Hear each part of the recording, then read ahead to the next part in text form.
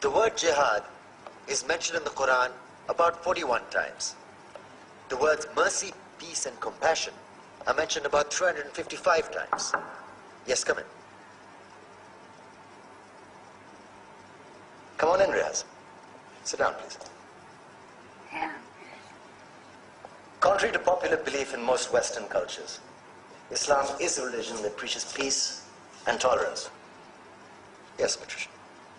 If Islam truly is a religion that preaches peace, then how come the world's most troubled spots, the West Bank, Afghanistan, Pakistan, Iraq, they're all plagued with Islamic terrorism? Well, that depends on your definition of terrorism.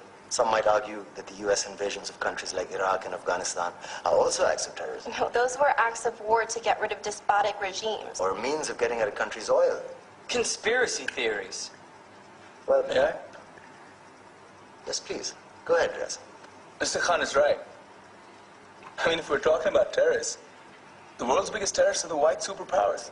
Come on now. No, really, stop and think about it. Explain 9/11. Okay. Do you know how many people died in the Twin Towers strike? Around 3,000. And do you have any idea how many people died in the bombing of Afghanistan? Take a wild guess. More than 15,000 people died. And that's just conservative figures. About 50,000 tons of explosives were dropped on innocent civilians. Men, women, children. Yeah, but that was because of the Taliban. Now that you brought it up, did you know that the Taliban was a creation of the CIA to fight the Russians? Whatever. They were still harboring terrorists. Yeah, right. Terrorists that were never found. Just like the weapons of mass destruction that were never found in Iraq. Do you want to get into the death toll in Iraq? 500,000 civilians and counting. And what do Britain and America say when they don't find these weapons? It's simple. They just say sorry.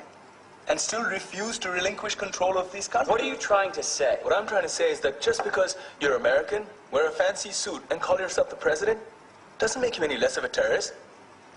I'm saying that if you don't stop meddling in other people's countries, you will face a backlash. If Muslims like you feel that way, then why don't you get out of our country? We will. As soon as you promise to leave ours.